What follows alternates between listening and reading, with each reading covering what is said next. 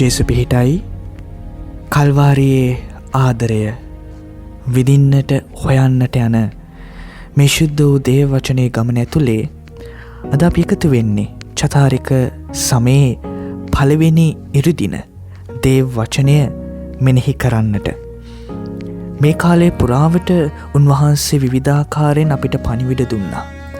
පසුතැවෙන්න, හිත හරවාගෙන උන්වහන්සේ වෙතට එන්න, උපවාසය යාක්ෂාව ඇතුලේ උන්වහන්සේගේ සැබවින්ම උපවාසය කියන්නේ මොකක්ද කියන දේ, මේ බලහත්කාරකමින් අපේ තිබෙන්නා වූ නපුරුකම් වලින් හැරෙන්නට, ඒ හැරීම තුල අපේ ජීවිතේ නටබුන් වෙච්ච තැන් උන්වහන්සේ ගොඩනගනවා කියන ඒ පණිවිඩය අපි අයිති කරගෙන ඊයේ දවසේදී ලෙවී කැඳවීම ඇතුලේ උන්වහන්සේ මොන විදිහටද අපේ ජීවිත කැඳවන්නේ, ඒ අබ්බැහිකම තුල ඒ වැටීම ඇතුලේ උන්වහන්සේ කැඳවන හැටි, ඒ කැඳවීමට පිළිතුරු දෙන විදිහට, ඒ වගේම ඒ කැඳවීම ලබන උන්වහන්සේ ප්‍රකාශ කරනවා මම ආවේ පව්කාරයන් වෙනුවෙන්.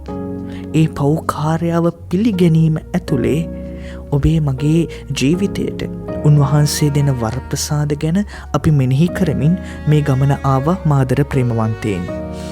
එහෙනම් අද දවසෙත් අපි ශුද්ධ වූ වචනය තුල පළවෙනි කියවීම, දෙවෙනි කියවීම සහ සුද්ධ වූ සුවිශේෂය තුල උන්වහන්සේ මේ ප්‍රථම ඉරුදින අපිව මොන වගේ තැනකටද අරගෙන යන්නේ කියන දේ අද අපි බලන්න උත්සාහ කරමු. එහෙනම් පළවෙනි කියවීම වෙතට අපේ අවධානය අපි යොමු කරගමු. පළවෙනි කියවීම අද දවසේදී උත්පත්ති පොතේ, ශුද්ධ බයිබලයේ පළවෙනි පොත, උත්පත්ති පොතේ 9 වෙනි පරිච්ඡේදයේ 8 වෙනි වගන්තියේ සිට 15 වෙනි වගන්තිය දක්වා. 9 වෙනි පරිච්ඡේදයේ 8 වෙනි වගන්තියේ සිට 15 වෙනි වගන්තිය දක්වා. මේ 8 වෙනි වගන්තියේ සිට 15 වෙනි වගන්තිය දක්වා අපි කතා කරන්නට යන්නේ මාදර ප්‍රේමවන්තේනි නෝවත් එක්ක දෙවියන් වහන්සේ ඇති කරගත්ත ගිවිසුම. අපි දන්නවා දෙවියන් වහන්සේ බොහොම දුක් වුණා උන්වහන්සේ මනුෂ්‍යයා මැවීම ගැන. ඒ මොකද මනුෂ්‍යයා දෙවියන් වහන්සේගෙන් ඈත් වෙලා දුෂ්ටකම් කරලා මේ මනුෂ්‍යයා වැරදි ජීවිත ක්‍රමයකට පුරුදු වුණා. අපිට වචනේ කියනවා උන්වහන්සේගේ හදවත සොවින් දැවුණා. උන්වහන්සේ ශෝක වුණා මේ මනුෂ්‍යව මැවීම ගැන. එතකොට උන්වහන්සේ අදහස් කරගත්තා මේ උන්වහන්සේ මවපු මැවිල්ල නැවතත් ආලෝකමත් කරන්න. උන්වහන්සේ හැමතිස්සෙම අපිට අවස්ථාවක් දෙනවා. ඒ අවස්ථාවක් උන්වහන්සේ දෙන්න ආයෙමත් මේ මැවිල්ල අලුත් කරන්න උන්වහන්සේ කල්පනා කරා. ඒකට උන්වහන්සේ දැක්කේ නෝවා විතරයි දෙවියන් වහන්සේට ප්‍රසන්නව හැසිරුණේ. ඒ නිසා ඒ නෝවාට දෙනවා උන්වහන්සේ අනපනත් සත්තුන්ගෙන් යුගලයේ බැගින් මේ ආකාරයෙන් මේ විදිහට නැවක් හදන්න, ඒ නැව හදලා මේ විදිහට ඒ සතුන් නැතුල් කරන්න.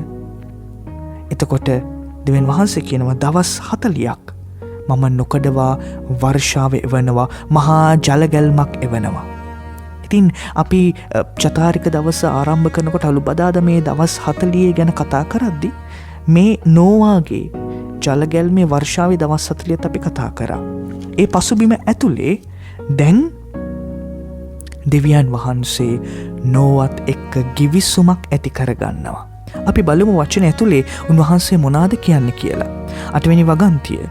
දෙවියන් වහන්සේ නෝවාට දහෝගේ පුත්‍රයන්ටද කතා කොට මෙන්න මම නුඹලා සමගද, නුඹලාගේ පෙළපත සමගද, නුඹලා සමග නැවෙන් නික්මුණු සියලු ජීවමාන සතුන් වන පක්ෂීන්, ගව, මහීෂයන් හා මුර්ගයන් සමගද ගිවිසුමක් පිහිටුවමි. දෙවියන් වහන්සේ පිහිටවන මනුෂ්‍යත් එක්ක දෙවෙනි ගිවිසුම. පළවෙනි ගිවිසුම උන්වහන්සේ පිහිටේ ආදම් සහ ඒවත් එක්ක. මොකක්ද ඒ ගිවිසුමුනේ? ඔබ වැඩි වර්ධනය වෙන්න, මේ පොළව යටත් කරගන්න, මේ පොළව ඇතුලේ ඔබේ ජීවිතේ ගොඩනගා ගන්න කියලා දෙවියන් වහන්සේ ගිවිසුමක් ඇති කරගත්තා. එතකොට මේ ගිවිසුම හැමතිස්සෙම ඒක පාර්ශවීය නෙමෙයි. ගිවිසුමක් කියන්නේ ද්විපාර්ශවීය දෙයක්. පැති දෙකක් තියෙන්නට ඕන. ඒතකොට දෙවියන් වහන්සේ හැමතිස්සෙම සර්ව සාධාරණව උන්වහන්සේ ගිවිසුම මිනිසයාට පිළිගන්වනවා.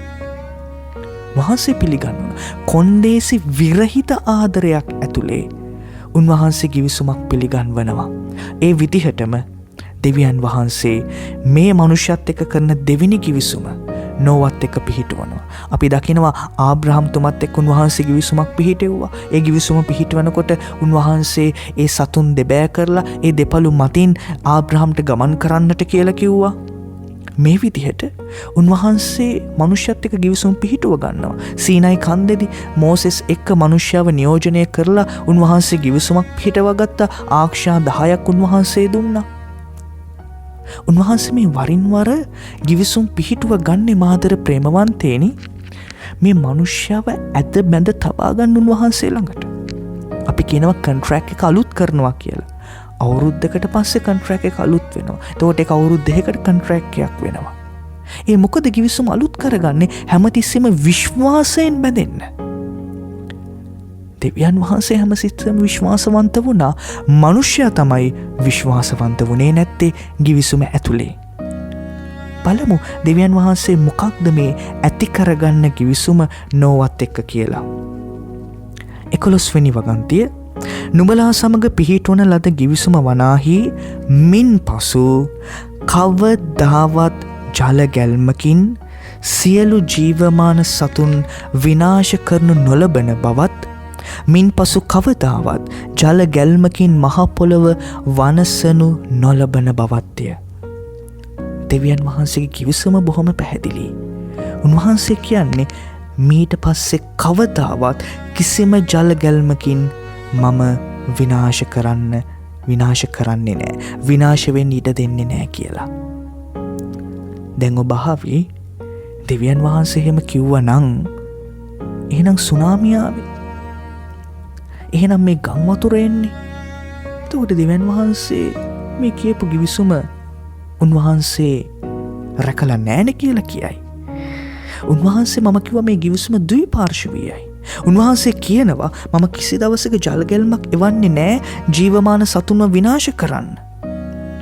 එතකොට මේ සුනාමි වෙන්න පුළුවන්, මේ ගම් වතුර වෙන්න පුළුවන්, මේ කිසිම දෙයක් උන්වහන්සේගේ දේව හස්තය තුළ උන්වහන්සේ ඇති කරපු දේවල් නෙමෙයි.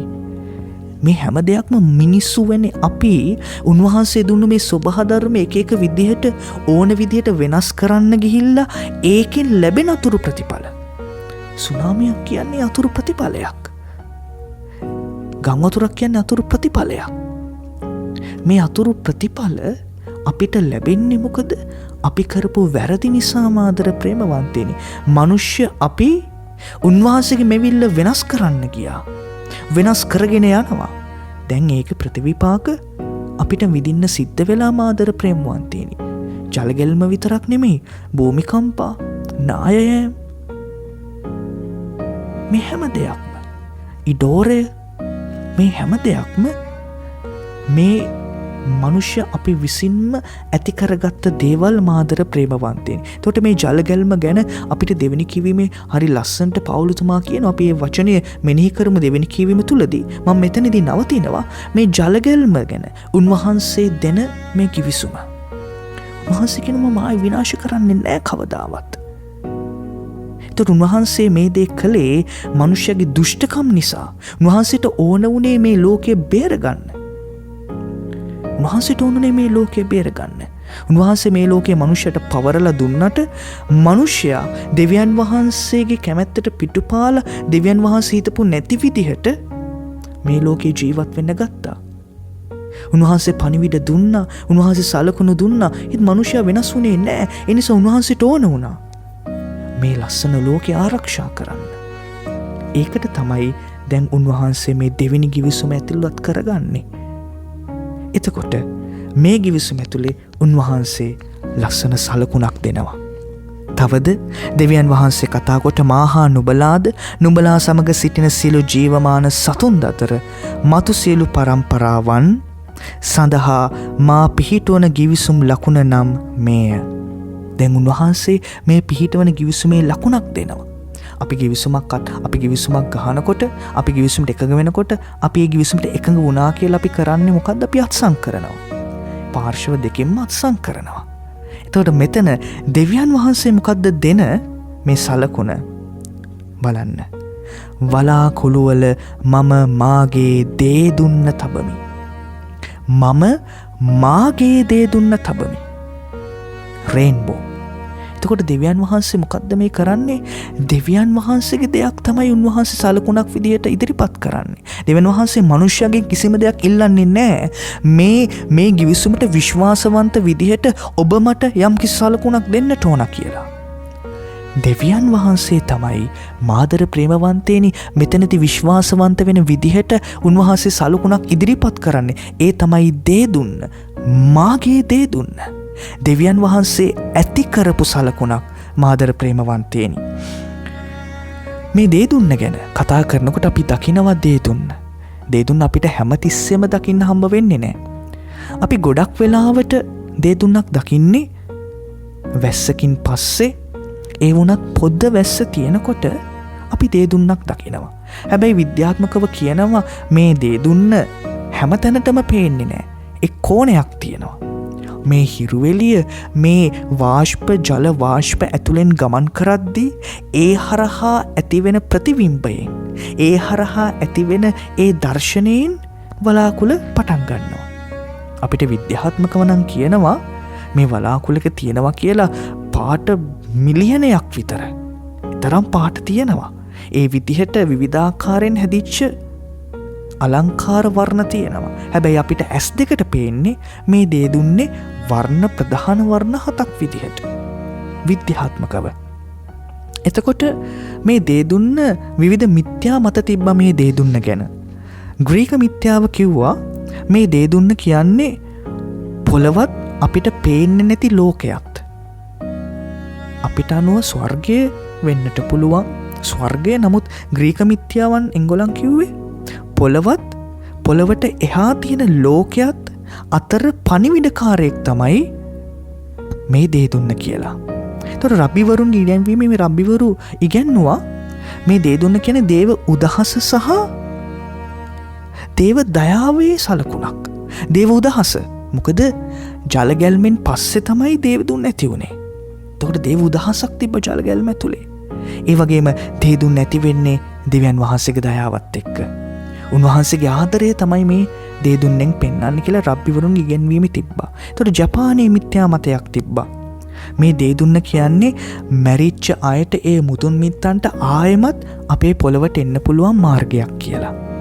එතකොට මේ මිත්‍යා මතත් එක්ක අපිට බයිබලීය පදනමක් තියෙනවා මේ දේ දුන්නට. ඒ බයිබලීය පදනම තමයි මේ දේ දුන්න කියන්නේ මෙතනදී උන්වහන්සේ කියනවා මාගේ දේ දුන්න. ඒ කියන්නේ මුලින්ම අපිට දැනෙන්නේ මේක දෙවියන් වහන්සේගේ වැඩ සිටීමේ සලකුණක්. උන්වහන්සේ කියන්නේ මාගේ දේ දුන්න වලාකුළුව තබනවා.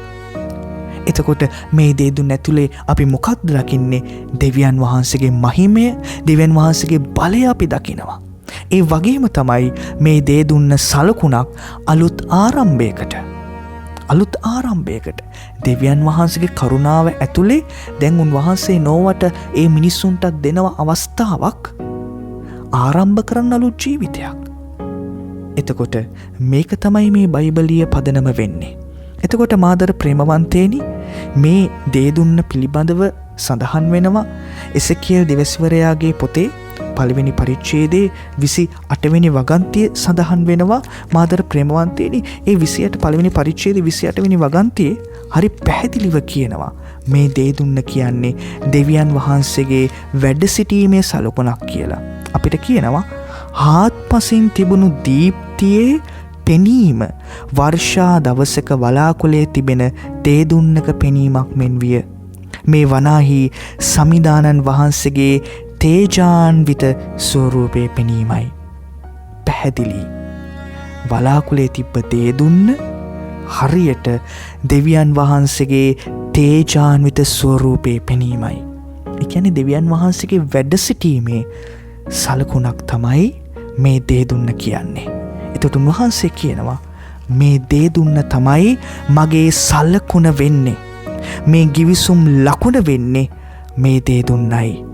එතකොට උන්වහන්සේ කියනවා හරි ලස්සනට 14 වෙනි වගන්තිය.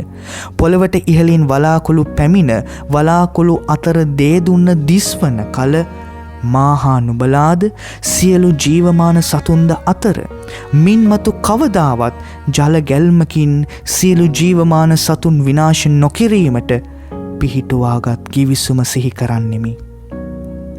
උන්වහන්සේ කියන්නේ වලාකුළු අතරේ මේ දේ දුන්න දිස් වෙනකොට ඔබට මතක් වෙන්නට ඕනා. ඒ තමයි කවදාවත් මම ආයෙමත් විනාශ කරන්නේ නෑ. ඒ වගේම දේ දුන්න බලනකොට දෙවියන් වහන්සේගේ ඒ ආදරයේ ගිවිසුම, ඒ දෙවියන් වහන්සේ දුන්නු ලස්සන ආරම්භය අවස්ථාව මතක් වෙනවා වගේම තමයි. ඇතුලේ උන්වහන්සේ කියන්නේ මොකද්ද? මේ දේ දුන්න ඇතිවීමට බලපාපු කාරණේ මොකද්ද? ජලගැල්ම. ඒ කියන්නේ මනුස්සයාගේ දුෂ්ටකම. එහෙනම් ඔබ දුෂ්ටකමින් ඈත් වෙන්නට ඕන, දෙවියන් වහන්සේගේ ආදරය ලබන්න. දෙවියන් වහන්සේ දයාවන්තයි. දෙවියන් වහන්සේගේ වැඩ සිටීම ඇතුලේ කරුණාව, දයාව ඔබට තියෙනවා. දේ දුන්න දකිද්දී ඒ දෙවියන් වහන්සේගේ දයාව ඔබට මතක් වෙන්න ඕන කියලා උන්වහන්සේ කියනවා මාදර ප්‍රේමවන්තේනි. මේක තමයි මේ දේ දුන්නේ බයිබලීය පදනම විදිහට අද දවසේදී උන්වහන්සේ අපිට පණිවිඩයක් ආකාරයෙන් ලබා දෙන්නේ. උන්වහන්සේගේ ගිවිසුම ඇතුලේ උන්වහන්සේ අපිට ආදරයේ කරුණාව දෙනවා. උන්වහන්සේ දයාවන්තව ඉන්නවා. ඒ ගිවිසුම උන්වහන්සේ පිහිටුවන්නේ උන්වහන්සේගෙම දේ දුන්න, උන්වහන්සේගෙම වැඩ සිටීම ඇතුලේ මනුෂ්‍ය අපෙන් කිසිම දෙයක් ඉල්ලන්නේ නැතුව මාදර ප්‍රේමවන්තේනි. එතකොට ඔබට මටත් දේ දුන්නක් දකිනකොට මතක් කරගන්න. මේ දේ දුන්න දෙවියන් වහන්සේගේ වැඩ සිටීමේ ආදරේ, දයාවේ සලකුණක් කියන එක මතක් කරගන්න. එතකොට ඒ දේ දුන්නේ ගිවිසුම ඇතුලේ මම කොහොමද ඒ ගිවිසුමට විශ්වාසවන්ත වෙලා ඉන්නේ කියන දේ හොයලා බලන්නත් අමතක කරන්නට එපා. මේ පසුබිමත් එක්ක අපි දෙවෙනි කියවීම දිහාවට දැන් හැරෙමු. අද දෙවෙනි කියවීම පේදුරුතුමාගේ පළවෙනි ලිපියේ 3 වෙනි පරිච්ඡේදයේ 18 වෙනි වගන්තියේ ඉඳන් 22 වෙනි වගන්තිය වෙනකම්. පේදුරුතුමාගේ පළවෙනි ලිපියේ 3 වෙනි පරිච්ඡේදයේ 18 වෙනි වගන්තිය ඉඳන් 22 වෙනි වගන්තිය දක්වා මේ වගන්ති අතර අපි ප්‍රධාන වගන්ති ටික බලමු. 18 වෙනි වගන්තියේ කියනවා, ක්‍රිස්තුස් වහන්සේ ඔබේ පව් උදෙසා වරක් දිවි පුදුසේක. උන්වහන්සේ ධර්මිෂ්ඨව සිටි නමුත් දෙවියන් වහන්සේ වෙතට ඔබ පමුණුවන පිණිස අධර්මිෂ්ඨයන් වෙනුවෙන් දිවි පිදුසේක. පැහැදිලි. උන්වහන්සේ ධර්මිෂ්ඨයි. අපි අලුබාදාදා දවසේ පවුල්තුමාගේ වචනය අපි මෙනෙහි කළා. පාපයෙන් නොදත් ක්‍රිස්තුස් වහන්සේ පාපය දැනගත්ත කියලා. උන්වහන්සේ ධර්මිෂ්ඨයි. ඒ ධර්මිෂ්ඨකම ඇතුලේ උන්වහන්සේ ජීවිතයේ පූජා කළේ කාටද? අධර්මිෂ්ඨයන් වෙනුවෙන් දිවි පිදුසේක. උන්වහන්සේ වචනේ අපිට හරි ලස්සනට කියනවා, මම ආවේ පෞකාරයන් වෙනුවෙන්, දමිටුවන් වෙනුවෙන් නෙමෙයි. වෙදෙක්ගෙන් නිරෝගී අයට වැඩක් නැහැ. රෝගීන්ට තමයි වැඩක් තියෙන්නේ. ඒකට උන්වහන්සේ මේ අධර්මිෂ්ඨ අයගේ ජීවිත වෙනස් කරන්න තමයි උන්වහන්සේ පැමිණියේ. උන්වහන්සේ මනුෂ්‍ය ස්වභාවයෙන් මරණයට පත් කරනු ලැබුසේක. ආත්මීක ස්වභාවයෙන් උත්ථාන කරනු ලැබුසේක. උන්වහන්සේ ධර්මිෂ්ඨයන් වෙනුවෙන් ජීවිතය පූජා කළේ මනුෂ්‍යෙක් විදිහට. කුරුස ගහේ එල්ලිලා. දෙවියන් වහන්සේ විදිහට නෙමෙයි, දෙවි කෙනෙක් විදිහට නෙමෙයි, පහසු මාර්ගයක් ඇතුලේ නෙමෙයි. නීච මරණයක්. අසාධාරණ නඩු තීන්දුවක්. දෙවියන් වහන්සේගේ සැලැස්මට හිස නැමීම. මිනිසෙක් විදිහට උන්වහන්සේ මුහුණ දුන්නට දෙවියන් වහන්සේ උත්ථාන කෙරුවා. කොහොමද? උන්වහන්සේ ආත්මික විදිහට ඒ උත්ථානය ලැබුවා මාදර ප්‍රේමවන්තේනි. එම ආත්මික ස්වභාවයෙන් උන්වහන්සේ ගොස් සිරගෙහි සිටි ආත්මයන්ට ප්‍රකාශ කළසේක. සිරගෙහි හිටපු ආත්මයන්ට දෙවියන් වහන්සේගේ උත්ථානය, ජේසුගේ උත්ථානයෙන් පස්සේ ජේසු ප්‍රකාශ වුණාලු. කාටද මේ සිරගෙහි ආත්මයන් කියන්නේ? අපිට හරි ලස්සනට 20 වෙනි වගන්තියේ කියනවා, කවුද සිරගෙදර ආත්මයන්? ඔහු වනාහි නෝවාගේ කාලයේදී ඔහු නැව සාදන අතර දෙවියන් වහන්සේ ඉවසිල්ලෙන් සිටියේදී උන්වහන්සේට අකීකර වූ ආත්මයන් වෙති. බලන්න පේදුරුතුමා කොහොමද මේක එකතු කරන්න කියලා. ජේසුගේ මේ උත්ථානය සම්බන්ධ කරනවා නෝවාගේ කාලේ ජලගැල්මෙන් විනාශ වෙච්ච මිනිස්සුන්ට. හරි ලස්සනට කියනවා, දෙවියන් වහන්සේ ඉවසිලිවන්තව සිටියේදී අකීකරු වෙච්ච අය. මතක් කරගන්න දෙවියන් වහන්සේගේ සලකුණ ගිවිසුම දේ දුන්න. එතකොට මේ දේ දුන්න මොකක්ද උන්වහන්සේ කරන්නේ? ස්වර්ගයයි පොළොවයි යා කරන තැනක් වුණා දේ දුන්න. දෙවියන් වහන්සේගේ දේ දුන්න වලාකුළු වල තියලා උන්වහන්සේ පොළොවේ හිටපු ඒ මැවිල්ලට අවස්ථාව දුන්නා. එතකොට මේ යා කිරීම තමයි නව ගිවිසුමේ ජේසුස් වහන්සේ කළේ. නෝවාගේ කාලේ ජල ගැල්මෙන් පස්සේ දෙවියන් වහන්සේ අවස්ථාවක් දුන්න ආයමත් මනුෂ්‍යයට. ඒ අවස්ථාව සිහි කිරීම තමයි දේ දුන්න. එතකොට ඒ අවස්ථාව ගිවිසුමේ උතුම්ම තැන කුරුසය. කුරුසේ ජීවිතය පූජා කළා ජේසු. ජේසු මොකද වුණේ? ජේසු තවත් අලුත් ජීවිතයක් අපිට දුන්න අධර්මිෂ්ඨයන්ට. එහෙනම් ජේසු තමයි දෙවියන් වහන්සේගේ ජීවමාන දේ දුන්නේ සලකුණ වුණේ. ජීවමාන දේ දුන්නේ සලකුණ කවුද? ජේසුස් වහන්සේ. උන්වහන්සේ තමයි ජීවමාන සලකුණ වුණේ මාදර ප්‍රේමවන්තේනි. එතකොට ඔබට මතකයි මම කිව්වා ජල ගැල්මේදී වතුර ගැන දෙවෙනි කියවීමේ අපිට හරි ලස්සන කතාවක් කියනවා කියලා. මම ඒක දැන් මතක් කරලා දෙන්නම්. 21 වෙනි වගන්තය අපි බලමු. මෙහි වතුර යන්නෙන් අදහස් කරනු ලබන්නේ අපට ගැලවීම ලබා දෙන බෞතිස්ම ස්නාපනයයි. දෙවියන් වහන්සේ පොරොන්දු වුණා දේ දුන්නේ ගිවිසුම ඇතුලේ ආයේ කවදාවත් පොළොතලේ විනාශ කරන්නේ නැහැ ජල ගැල්මෙන්. උන්වහන්සේ මොකද්ද මේ කියන්නේ? මේ තමයි අපිට ලැබෙන බෞතිස්මය. බෞතිස්මය ඇතුලේ මොකද්ද වෙන්නේ? ජන්ම පාපෙන් ඔබවම නිදොස් වෙලා දේව දරුකම ලැබෙනවා. වතුර කියන්නේ අපේ බෞතිස්මය. ඒ බෞතිස්මය ඇතුලේ මම දෙවියන් වහන්සේත් එක්ක ගිවිසුමක් ඇති කරගන්නවා. ඒ ගිවිසුම තමයි ඔබ මාගේ දෙවිදානෝය. ඔබ මාගේ දෙවිදානෝය. මම ඔබ කෙරෙහි විශ්වාස කරමි. එතකොට උන්වහන්සේ දෙන ගිවිසුම තමයි උන්වහන්සේගේ පාර්ශවයෙන්, උන්වහන්සේගේ පැත්තෙන් මම ඔබේ පියානෝය. ඔබ මාගේ සෙනගය. මේ තමයි උන්වහන්සේ පුරාණ ගිවිසුමේදී ලබා දුන්නු ඒ ගිවිසුමේ පොරොන්දුව. ඔබ මාගේ සෙනගවන්නෝය, මම ඔබගේ දෙවියන් වහන්සේ වන්නෙමි. මේ ගිවිසුම තමයි බෞතිස්මයෙන් ඔබ මම ලබන්නේ. එතකොට ඒ ගිවිසුම තමයි දෙවියන් වහන්සේ නෝවා සමග ඇති කළගත්තේ. ඔබට නව ජීවිතයක් දුන්නා. ඔබ මාගේ සෙනග, මම ඔබේ දෙවිදානෝය. ආදරවන්ත, දයාවන්ත, කරුණාවන්ත දෙවිදානෝය. බලන්න මේ වචනය ඇතුලේ කොච්චර ලස්සනට මාදර ප්‍රේමවන්තේනි මේ දේ දුන්න මේ සලකුණ ගිවිසුම ශුද්ධ පේදුරුතුම උන්වහන්සේගේ ලිපියේ එකතු කරනවද, ඒක සම්බන්ධ කරනවද කියලා. හරි ලස්සන සම්බන්ධයක් දැන් උන්වහන්සේ අරගෙන එනවා 21 වෙනි වගන්තියේ දෙවෙනි කොටස. එය වනාහි ශරීරේ කිලුටු සේදීමක් නොව. බෞතිස්ම ස්නාපනය කියන්නේ ශරීරයේ කිලුට සෝදන දෙයක් නෙමෙයි. දෙවියන් වහන්සේ ජල ගැල්මෙන් මේ ලෝකය පිරිසිදු කළා. ඒ දුෂ්ට මිනිසුන් නැති වෙලා ගියා. පිරිසිදු කිරීමක්. එතකොට මේ ඇවිල්ලා බෞතිස්මේ ශරීරයේ කිලුට නැති කරන එකක් නෙමෙයි. එහෙනම් මොකක්ද ඒක? ජේසුස් ක්‍රිස්තුස් වහන්සේගේ පුනර්ජීවනයේ කරන කොටගෙන නිදොස් හෘද සාක්ෂියකින් දෙවියන් වහන්සේට කරන පොරොන්දුවක්ය.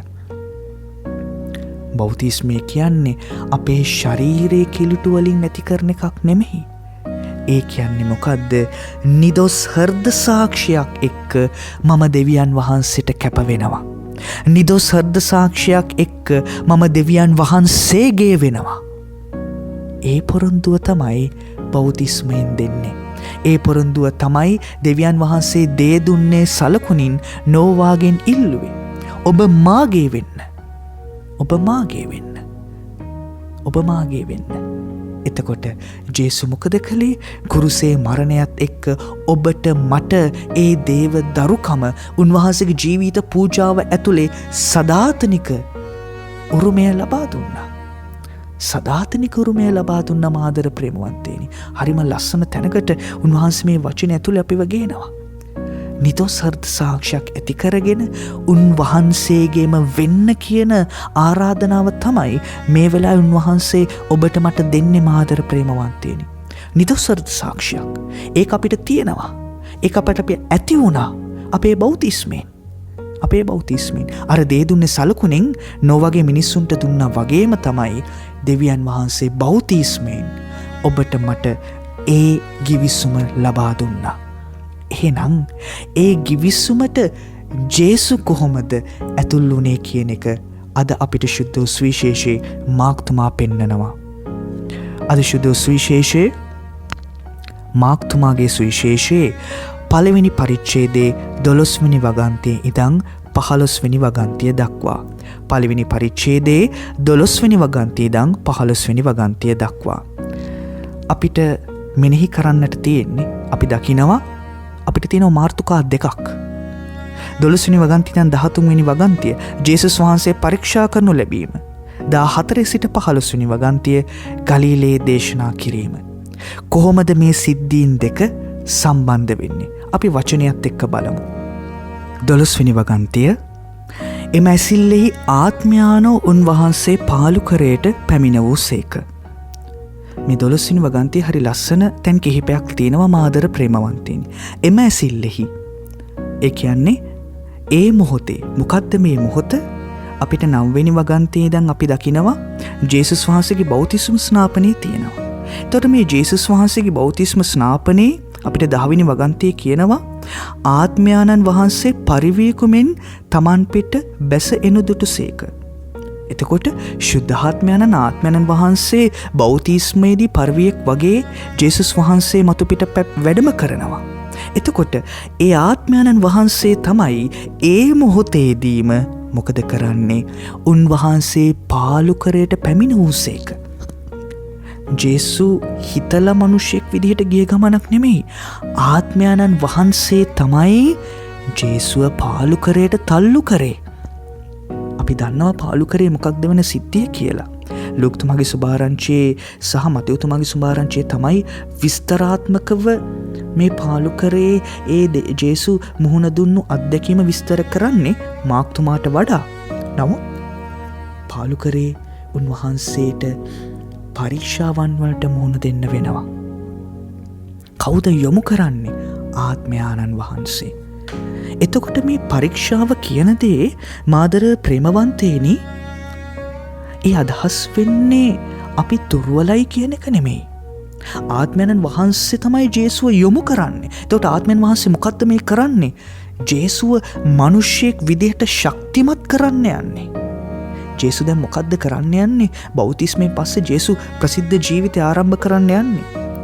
ජේසු මේ පොළවට අඩිය තියලා හරියටම මිනිසෙක් විදිහට මිනිසයන් එක ගැටෙන්න යන්නේ. මෙච්චර කල් ජේසු ගැටුනේ නැහැ. ජේසු දේවම්ම ජුසේතුමා නාසරෙත්වල උන්වහන්සේ සාමාන්‍ය වඩුවෙක් විදියට හිටියා. කාත් එක්කවත් ගැටුනේ නැහැ. සිමේතුමාගේ වචන මම නැවත මතක් කරනවා. ප්‍රතිවිරෝධයට ලකුණක් වන පිණිස දැන් තමයි ජේසු ප්‍රතිවිරෝධයට ලකුණක් වෙන්න යන්නේ. එතකොට ආත්මයාණන් මොකද කරන්නේ?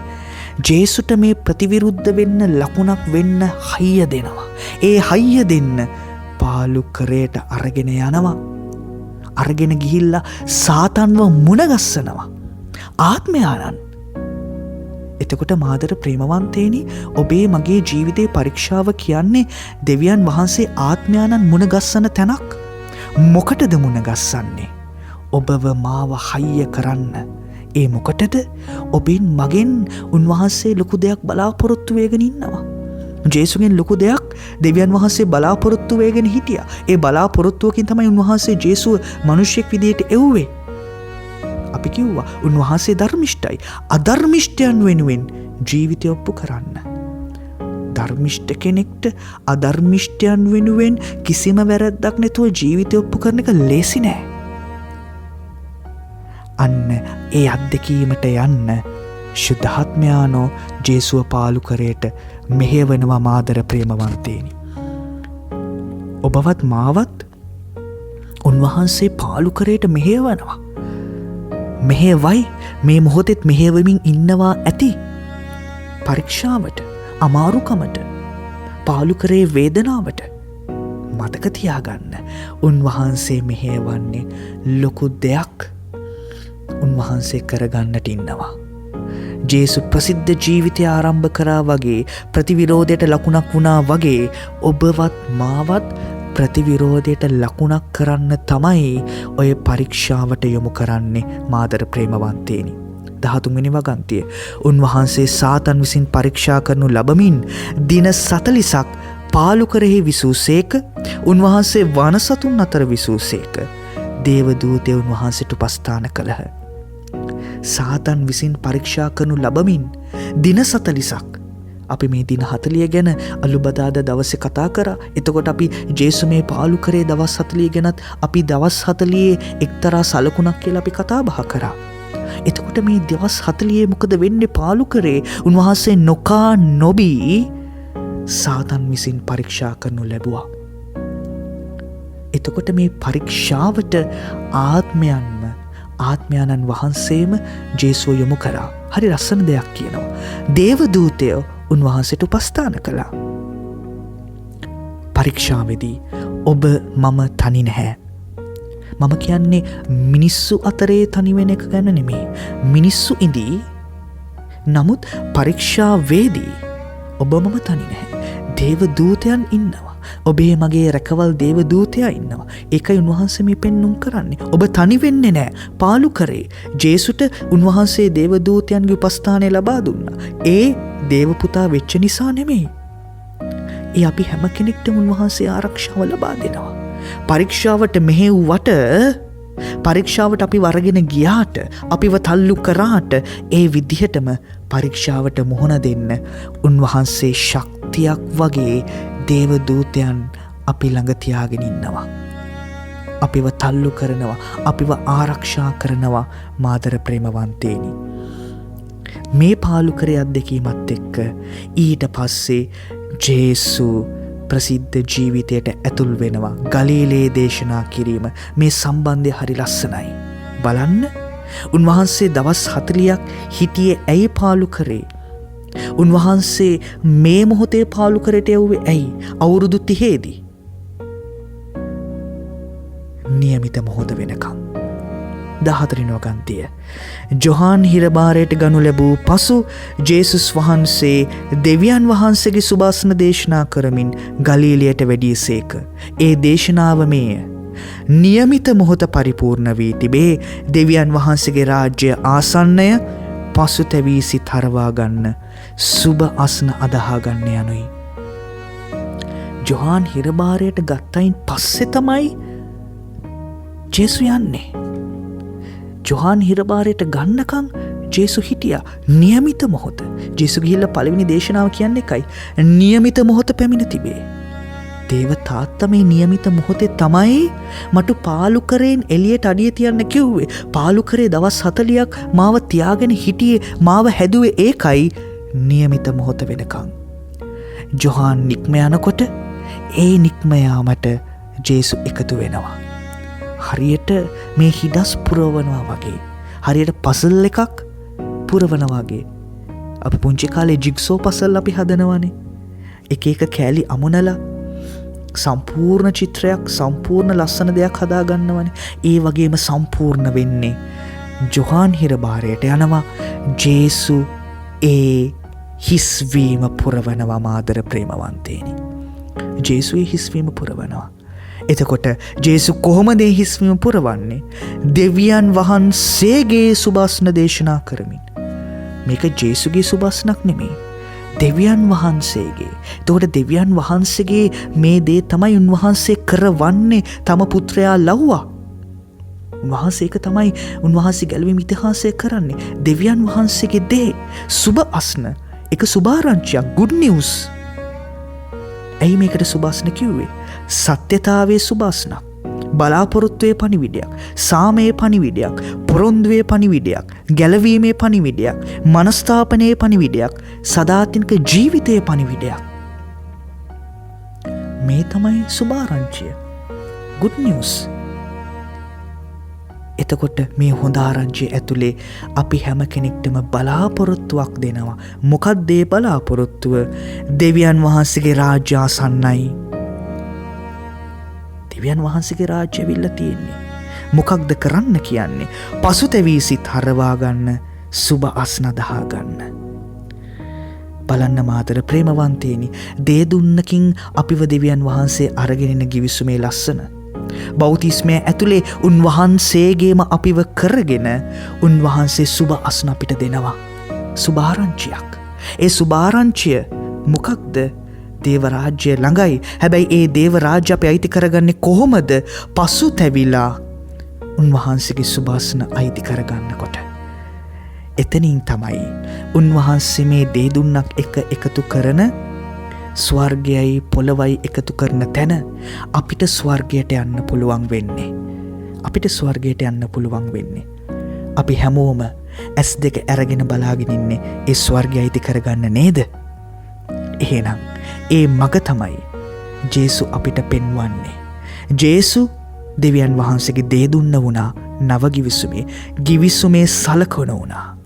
එහෙනම් ඒ සලකුණ තමයි අපිටත් මේ චතාරිකයේ උන්වහන්සේ අදුගන්නන්නේ. පසුතැවෙන්න, සුභාසන දහගන්න. ඔබ සූදානම්ද දෙවියන් වහන්සේගේ ඒ දේදුන්නේ ගිවිසුමේ පංගුකාරයෙක් වෙන්න? ඔබ සැම දෙනාටම ජේසු පිහිටයි.